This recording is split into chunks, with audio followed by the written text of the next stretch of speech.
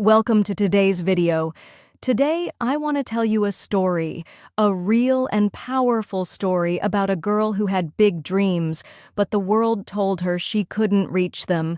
She failed, she cried, but she never gave up. Her name is Sara, and maybe, just maybe, her story will give you the strength to keep going too. Sara was born in a small village.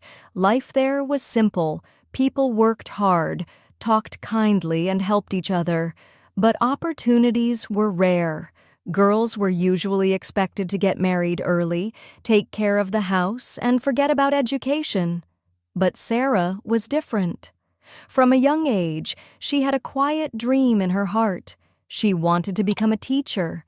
She didn't know exactly how or where, but she knew she wanted to stand in front of children, teach them, and help them grow. Every day after school, while other children played, Sara read borrowed books and imagined herself in a classroom of her own. People laughed when she spoke about her dream. "You, a teacher? That's not for girls like you," they said. Even some of her relatives told her to be realistic, but her mother believed in her. She would say, "If this is truly your dream, fight for it, even if the road is hard." So Sara worked harder than anyone else in school. She studied by candlelight. She walked miles to attend extra classes. Her teachers noticed her passion and encouraged her to apply to university in the city. And at 18, with her parents' small savings and a heart full of hope, she packed her small bag and moved to the city. But nothing prepared her for how hard city life would be. The streets were loud and busy.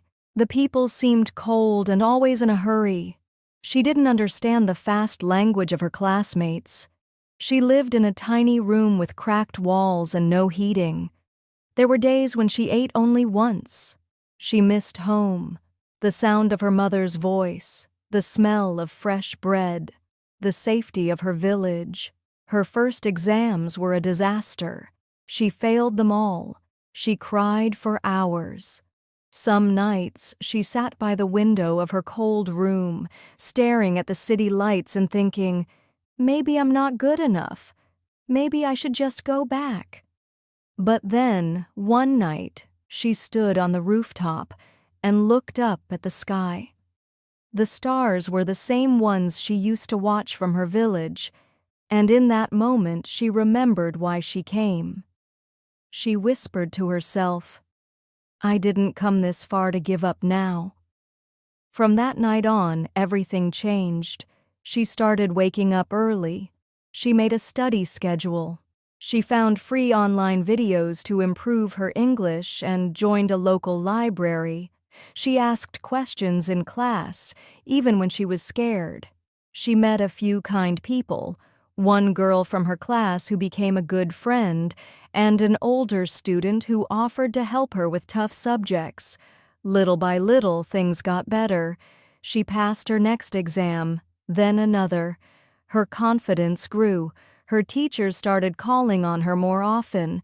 And then, one day, a professor asked if she could tutor younger students on weekends. She was nervous, but she said yes. The first day she stood in front of a group of students, she was shaking. But the moment she started teaching, something clicked. It felt right.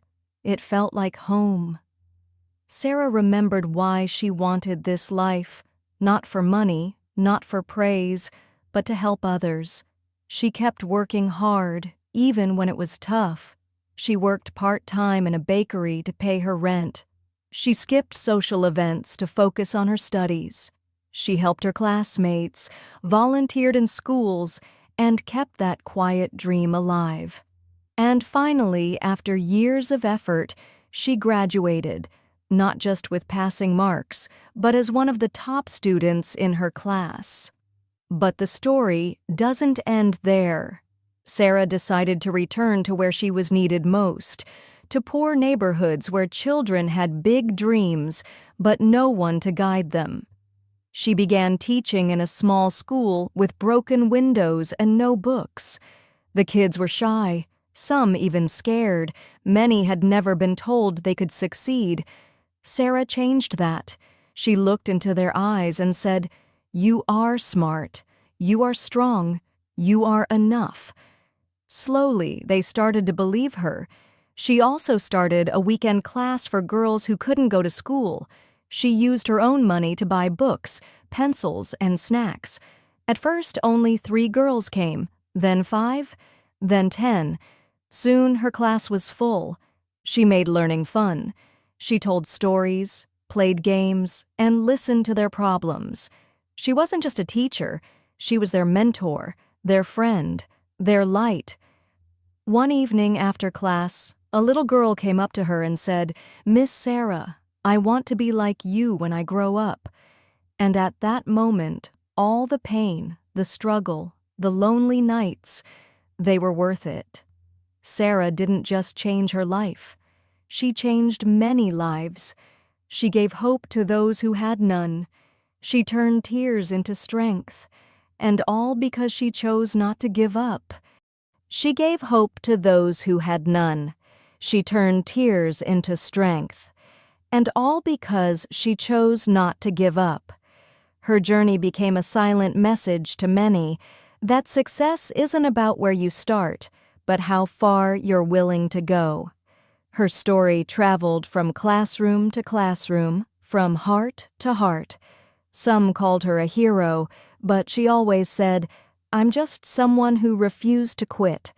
And today, when people talk about change, they remember Sara, a village girl who once sat in the dark, dreaming with a candle, and ended up lighting the way for others. So what can we learn from Sara's story? Dreams are never easy. Life will test you. People will doubt you. You will fall. You will cry. You may even want to quit.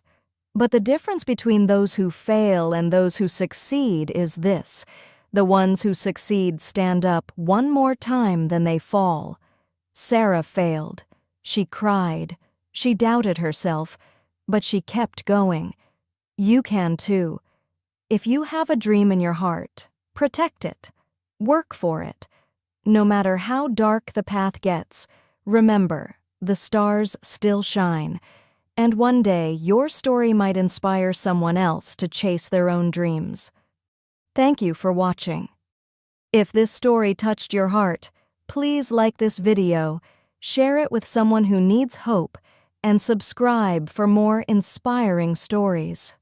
And always remember, your story isn't over yet.